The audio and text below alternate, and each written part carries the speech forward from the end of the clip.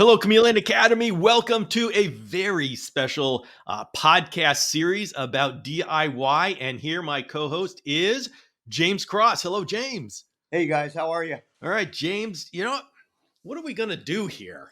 Well, I'm in the shop, so It looks like you're ready to actually get stuff done. I'm actually working on stuff. So you caught me at a good time.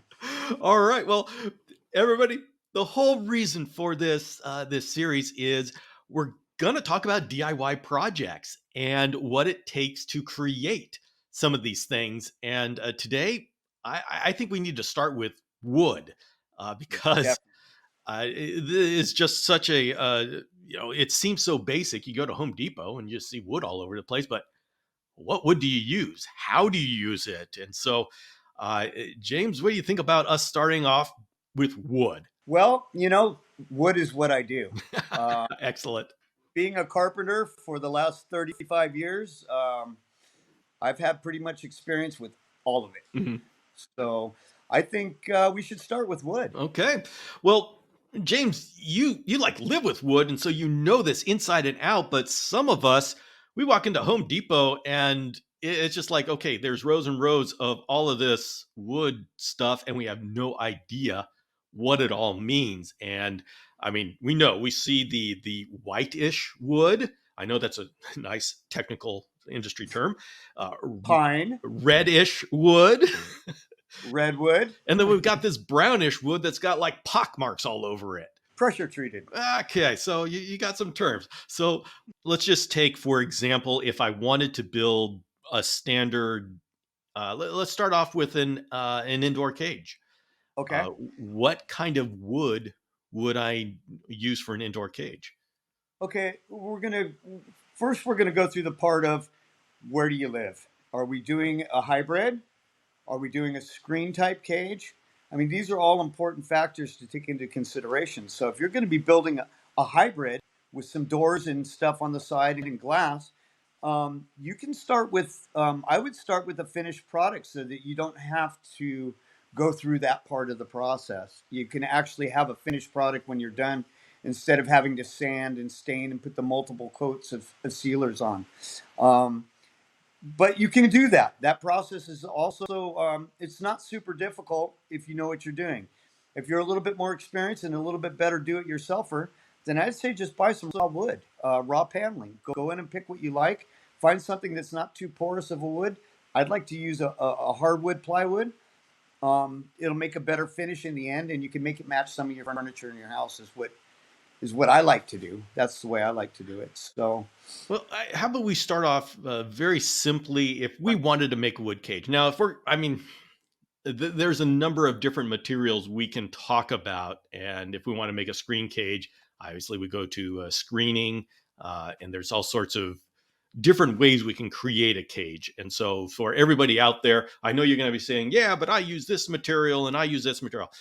For the purposes of this particular episode, let's just talk about wood. And so Okay. for wood cages, I know it's very easy for us to go and to get the white pine 2x4s or 2x3s. And so is that sufficient for making a cage? An interior cage, Yeah. sure. You can basically use that white wood. Kiln dried is better. The reason why you want to use kiln dried is the material is already dry, so Okay. it's not going to have a tendency to warp, twist, bend, crack, all of those things that wood does. When you get fresh green building lumber, it has a tendency to do that if it's not secured. So I would definitely look in that section Okay. with the Wait a minute. kiln Wait a dried minute. material. Now we're talking about we can buy wet wood or dried wood. I would. Okay, Yes. let's go back and let's explain that. Okay, so basically your framing material, which you're going to find your 2x4s, your 2x6, your 2x10s, your 2x12s, and even a lot of your pressure treated lumber is going to come with a very heavy water content. I'm going to say 70 to 80%. Wow. Oh, So it's going to shrink. It's going to twist. It's it's basically made for building, and when you put it together, it holds itself. So when it does shrink, it doesn't twist. okay. So they do that because it's cheaper. It does. They can get it to Okay. market a lot faster. So if I used wet wood and I quickly put it together into a cage with 6 sides, would it warp even though it's all nailed together? No, that's the good thing about it. Once you put it together, it probably won't. Okay. I'm not going to say it's not going to, but the chances are a lot better once it's fastened to each other and built into a structure that as it's drying, it will be shrinking and it will stay in place. Okay. But if I don't want to deal with that, if I go and I should look for kiln dried. Kiln dried lumber. Okay. And so you'll find that in the next aisle over. That's where you're going to find all your oaks and all of your hardwoods. It's a trim section that would be in Home Depot. Okay. So what is the difference between the pine and the oaks? Why have different woods? Okay, so pine is a softer material. Oh, It absorbs the stain differently. Um, it's also a weaker lumber. It doesn't have the strength that hardwood has. Um, Sanding it, if you were to take a sandpaper and hit it with sandpaper, it's going to take more material off quicker than it would if you were doing it with the hardwoods. okay. So if I was going to be making a cage, would there be any reason to do anything besides the white pine? It's really your preference. Okay. If you want something fancy and pretty, you're going to jump into the hardwoods and do something that's a little bit more pretty. If you're doing a basic cage and want to save some money, but you want to do it yourself, I would definitely go with the whitewoods. Okay. All right. And when we are picking out a piece of lumber, what should we do to make sure we get a good piece? Okay, first thing I do is I lift it up and I sight down the board, and you'll turn it at just a little bit of an angle so you can see not only the plane of the board, but you can also see the edge of it to make sure it's straight. Each board, if you look from one end to the other, you can tell if there's a discrepancy. If you look down the top, you'll be able to tell how straight your board is. Definitely pick a straight board right from the get-go. When you get home and you start putting stuff together and something's got a big bow in it, I have tricks to fix that. You're going to fight it.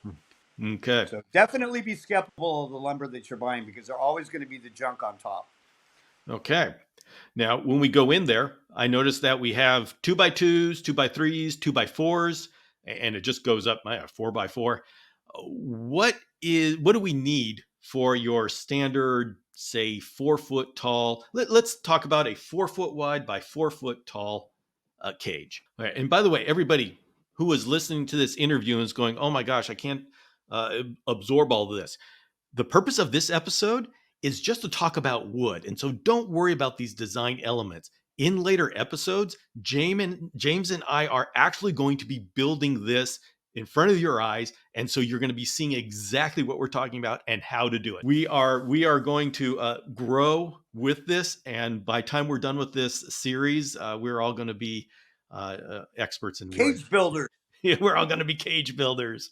Yeah. Oh, but seriously, everybody, being able to build your own cages is an incredible ability, incredible benefit for chameleon keepers. I usually say, don't build your own 2x2 by 4 foot tall cage. If the cage already exists, don't build your own. Build your Yeah. own to take advantage of the space that you have that you can't get a commercial cage. If you have like 6 feet of space, man, there's time to build your own because you don't want to waste Mhm. that 6 feet of space getting a 2x2 by 4. So just have this in your back pocket. And Mhm. I mean, can we use framing for a 4x4, uh, 4 foot wide, 2 feet deep, 4 foot tall? Can we use 2x2s? We can. My only concern with that is that material has a tendency to not be able with the white pine. Um, It has a tendency to twist and bend more than a hardwood would. okay. Does that make sense? Yeah. Yeah. Yeah. So if you're using a whitewood 2x2, um, usually that material is used for interior framing of, like, let's say trailers or box walls. It's something that needs to be sandwiched, which that's where the strength comes from. That when it's out by itself, and I built a couple of them myself in the beginning. They just didn't hold up. Okay. They start twisting on you. You can glue them together and screw them together, but I if I was to go that route, then I would choose the hardwood to do that because you can get smaller framing, and the hardwood's not going to do that to you. When you're using the white wood, it's a lot more. It's going to want to bend Okay. and twist on. So would moving up to 2x3 do it, or do we have to go to 2x3? It will. It'll make a big, big difference. And 2x3 is what I would recommend instead of the 2x2. I might use the 2x2 for the doors and for the extra framing, Mm-hmm. but the structure itself, I would use the 2x3 or 2x4. Okay. Well, we know the scenario. If we make hybrid cages, we could be putting PVC on the inside, and we could be doing all sorts of things that would protect the wood from the interior of the cage. But at this point, let's talk about, we know we're going to have misting going on inside this cage, fogging. It's going to be humid in there. Let's start off with the basics. What is the problem with wood and water? They don't mix. Um, I've tried several different scenarios. I've come up with some great ideas. When I first started doing it, I did the typical Varathane. Okay. You think, oh, the Varathane boats, wipe some Varathane on there or use some exterior wood sealer, and my problem solved. Well, it just doesn't work because what happens over time is it's every time it gets wet, it starts taking some of that material a little by little by little, and eventually you're back to wood again. Uh, so my next step was, what could I use? So I had started using 1/8 inch acrylic, real thin acrylic. It's super easy to cut with the saw. And I would glue that to the inside of the cage and make a reverse aquarium. Um, does that make sense? So the whole inside of the walls, I would cut little panels to fit up against it. So now I've got a plastic inside. Okay. All right. The problem is the cost is exorbitant. Yeah. Acrylic is not cheap. Um, and for one sheet, you're looking at $200. So how do we cut that down? Well, I started looking around Home Depot and I found this stuff in the back, and I can't remember the name of it, but I have some of it over here. Oh. And I think you've used it in the bottom of your cages. Oh. It's an expanded foam. Oh, yeah. Yeah. Okay. There is another way that you can do it too, and there's a product called Flex Seal. And I've also used that on just my wood doors. Now, I don't see why you could not, and I haven't done it myself, but I think it'll work fine. Spray the interior, the whole thing with the Flex Seal. The Flex Seal will bond to the wood. It's liquid rubber. It immediately becomes a rubber mat on your wall. Okay. I've not used that before. And the good thing about it is it doesn't leach. Once it's sealed, it's no longer there's no toxics involved in it. It's basically like putting a rubber glove on the inside of your cage. So with the indoor cages that you have made, and you've got some beautiful ones, Thank what you. are on the inside? So I did a combination of both Okay. because I'm kind of that way. What I did was I put the expanded foam, and what I do is I squirt silicone on it. I take a roller and I get silicone all over the back of it, and then I stick it to the wood, and then I will seal my corners with silicone, just like you would be doing if you were building a glass aquarium and using the wood as the frame of the aquarium. Okay. And then let that set up. Now, I'm talking a week. It's going to take a week for that to dry.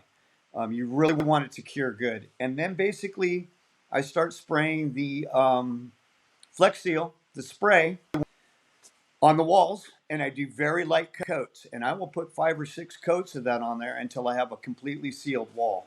So I'll go from the white to the black. Okay. And now I have a rubber wall with plastic behind it. So I've got a double barrier against it. And the exterior of my cages are solid wood, and they've been 2 of my cages that are all wood have been going for almost 4 years now, and I have no problems. I remember there was one small cage that I made for babies, but it was 36 inches tall, and I used a like 1x1, but I sealed it with beeswax. Mm-hmm. I heard that beeswax was good, and so I sealed it with beeswax. Oh my goodness, that took me weeks to do. But Yeah, boy, that cage yeah, has that's lasted forever. yeah, yeah, that's an Amish trick. All right. Well, it works. It takes a whole lot of time to do, and I will and never there's do it again. But boy, did that cage just last forever.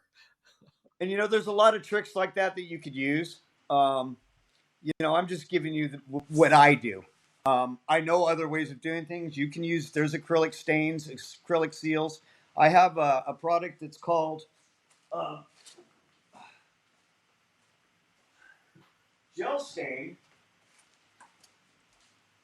and this is both. It's a stain and a gel at the same time. Okay. Well, Okay, and this will seal also. But and then in the bottom of my cages, where is it? I use the Flex Seal rubber. This is liquid rubber and not the spray-on kind. okay. So I'll do the walls with the spray, and I'll do the floor with the actual rubber. Okay. Well, we have just gone into another area here, and I'm sorry. no, no, that's exactly where we need to go. We need to go. Okay. What do we put on wood? And so, can you go very basic kindergarten level? What Okay. is the difference between sealants, stains, and paints? Okay. So sealants are actually a barrier, such as silicone, Flex Seal, um, uh, and there's several other kinds of sealants like that. Stains just penetrate wood; they don't protect the wood. Okay. Um, Paint, if you use a primer, there are paints out there that are just as strong, but I would not use it on an interior situation. I don't think paint will hold up on the interior of a cage. Exterior of a cage, fine, that's not a problem, but I would never use it on the inside. Okay. And why is that? It's going to peel. Okay. You have too much expansion and contraction, and paint becomes rigid, Okay. so it's going to pop off. All right.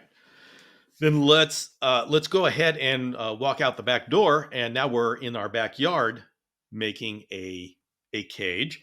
I know later on we're going to go into specific case studies, and so we will dive into this in detail. So just at a top level, once we decide we want to start working exterior outside, where we're going to have UVB, we're going to have rain and the elements.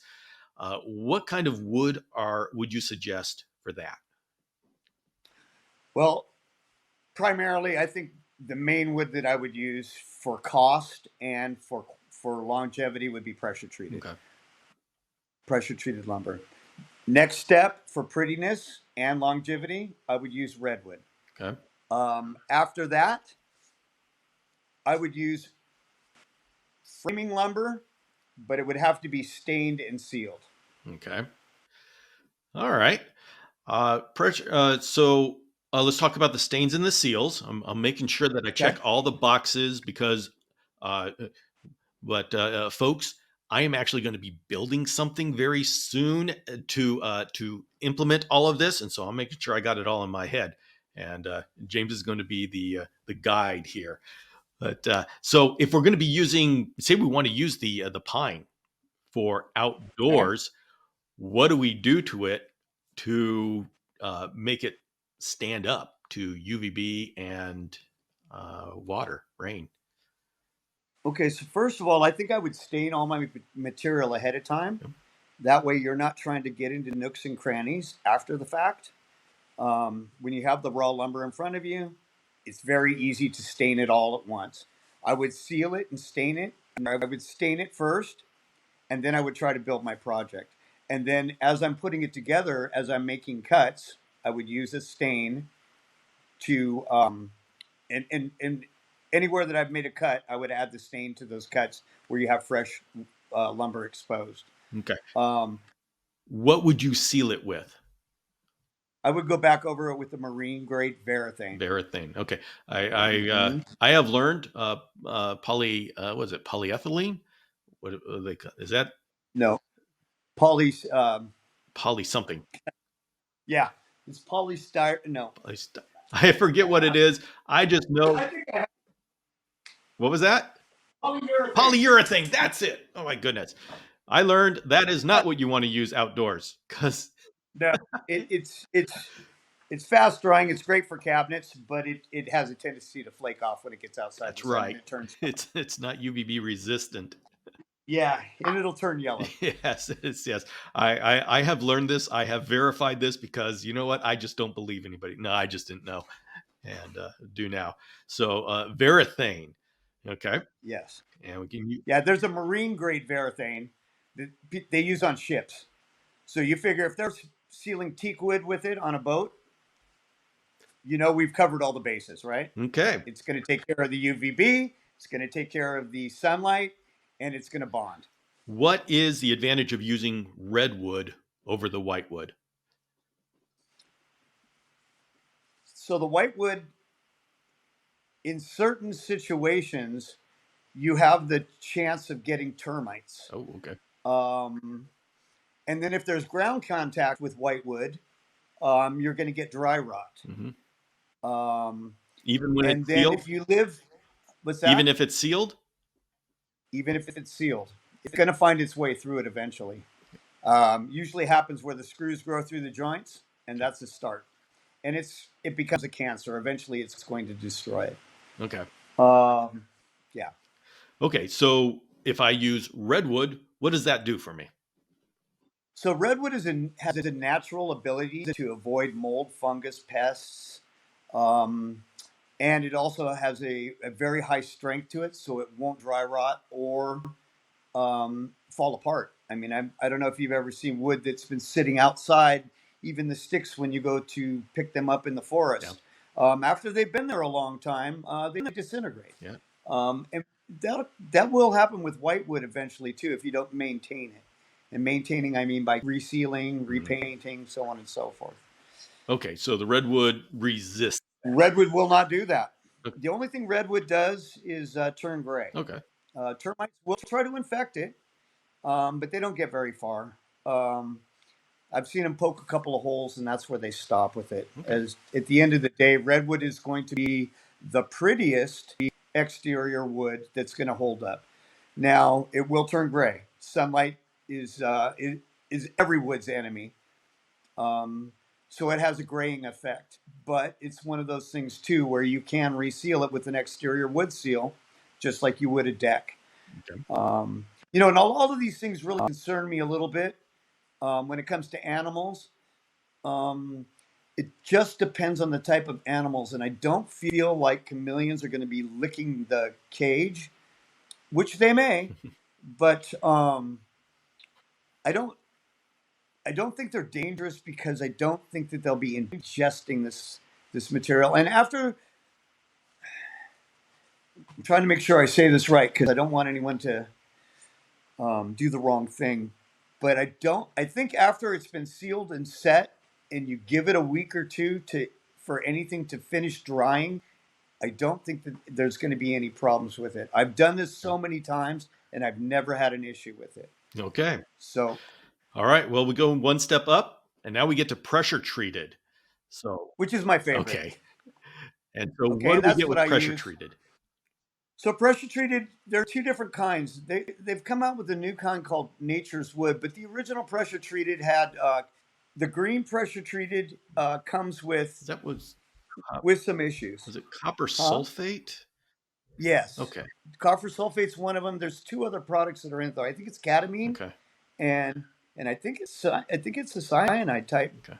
Um, so those concern me. Um, but a lot of farmers, ranchers, we like to use wood as our exterior for our animals. So they came out with a product called Nature's Wood, and they took a lot of those bad products out of it. And it's still a pressure treated lumber. It already comes brown, so it's already pre stained. And the longevity of it outdoors is phenomenal. I've got posts that have been in the ground for 15 years that haven't rotted through. Um, and it comes in basic construction dimensions, so it's really a good product. And so that's what I'm using now in all my Now exterior let's finishes. just what is when somebody pressure treats lumber, what exactly are they doing? Okay, so what happens is it goes through a process. Basically, it gets cut, it gets kiln dried, then it goes through a bath, and it'll go through several baths depending on what kind of pressure treating it is. And then what they do is they stick it in a machine that has little teeth in it that grab that board and perforate the edges. And as it's doing that, it's pulling it through the machine and it's actually adding pressure. So it's forcing that chemical that they put on the lumber deep into the pores of the lumber. Then it'll come out the other side. Now, for some pressure treated, they will throw into a kiln and they'll dry it. And some of it, they will just throw onto a truck and send it to your local Home Depot. Okay. Now, I know there was a lot of concern as to whether this was safe for vegetable gardens. Um, and I did a lot of research into that, and I couldn't find a definitive answer on that. So that's what I did too. Originally, I think what was happening is that the green pressure treated lumber with the cyanide and I think it's cadmium. Anyway, copper sulfate.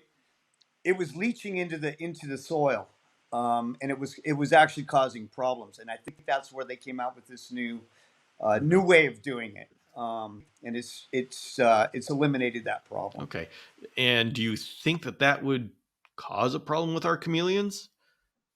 I don't. Um, the original green lumber would kill plants.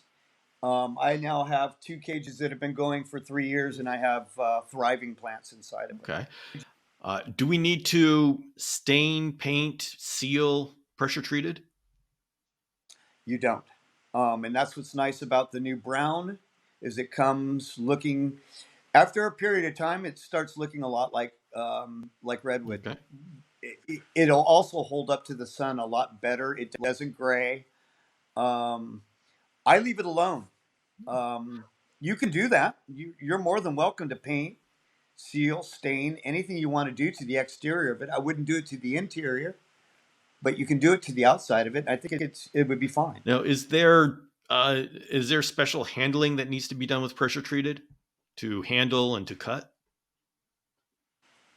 I no, it's basically just basic lumber. It's a little messy when you first get it. What I like to do with it is I come home and I put it in stacks and then I let it dry out for a week or two. That way, if there is any boards that just want to go wonky on you, which they may, I can return them to Home Depot. They're pretty good about taking them back. Okay.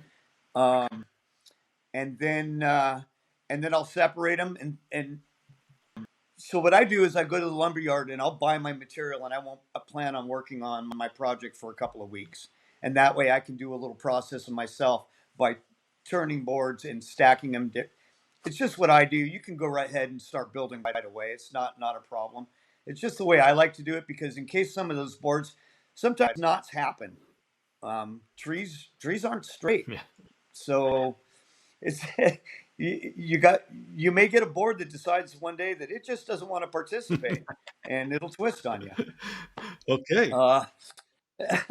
So what I do is I'll go through a process of rotating the boards until they all dry out, and that's when I start building my stuff. And if I have any boards that go wanky on me, I immediately take them back to Home Depot, and they're pretty good about returning them. Okay. Well, I think the last situation is a real tricky one for wood. What do we do when we create something where there's a contact between wood and soil? Okay, this one's you think it would be difficult, but it's actually pretty easy. There's 2 ways you can approach it. If you're using redwood or white pine, the same process that we were talking about doing indoors. You basically make a little plastic edge for it, shoot it with your Flex Seal, and your problem solved. I would give it some drainage. If you're using the pressure treated lumber, all I use is a vapor barrier of some sort. I use ground cloth is what I use. The ground cloth that you use to put in your yard so that you don't have weeds poke up when you put down rock or bark. Okay, you said And I'll vapor make a barrier. little. What do you mean by that? It's basically a ground cloth that allows moisture to go through Okay. it. Um, I don't even think it's really necessary. It's just something that I do. Okay. But it gives a little bit of distance between the wood and the dirt so that there's no leaching. Um, It's just the way I kind of do Okay, it. so we could put a an outdoor cage uh, outside on the soil. All we'd have to do is make a platform of pressure treated wood. Exactly. Okay.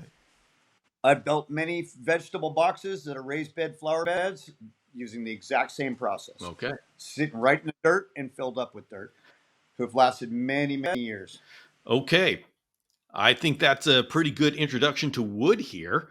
And we're going to have to put this into practice to really understand it. And so let's go ahead and we can close off this episode. And then next episode, let's get right into a case study to really put this all into practice. All right. Any final words, James, for the people out there who are just learning about wood? Have fun. That's what this is all about. Go build yourself something. The reward from building something yourself is far exceeds anything you can buy on the shelf. Yeah, and I agree. And I'm a guy who is a cage manufacturer, and I'll tell you, build your cage at least once. At least once, do it. Yeah. It's a lot of fun. There's a lot of satisfaction, and yeah, you're going to learn a lot of new new words you shouldn't say around kids. But you know what? It's all fun. Another thing I could tell you too is take your time and be patient. You're not going to get it right the first time, but the learning process that goes along with it is so much fun. Don't stress out on it. Take your time. Measure once or measure twice, cut once. Yeah, and just keep watching this mini series here, and we're going to go through it, and you can watch me do all the mistakes, and you can learn from them. And then I'll build one That's for you. right. That's right. All right, then we'll close off here, and we'll see you all next week.